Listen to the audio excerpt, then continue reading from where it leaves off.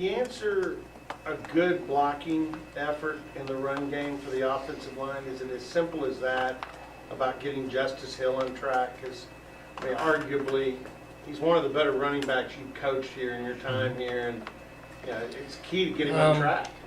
Well, if you go game by game, like at Kansas State in most cases a run-stop defense, and so you can try to force the issue if you want. In order to do that, you need to be, in my opinion, really good up front, and then you're going to have to deal with a halfway play or some. So his role wasn't as big of a factor. We can turn a full circle here. You can go back and put a tight end and a fullback in a game, and then he can be, because you can hand the ball to him all the time then. But when you're in a somewhat of a spread system like us, you're going to be a man or a half man short if you're playing a defense that had that style. Now, we had 6, 7, 8 times during that game we had receivers running open. We didn't make the throw.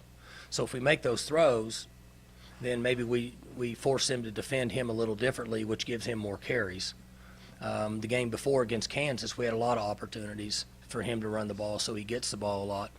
As I've said since August, once we get going in conference play, you know, he's a guy that you would hope would get 20 to 22 carries a game in order to take advantage of his ability. And if not, you have to throw it to him sometimes. Again, that's not always a given based on how they defend it, but it's a start.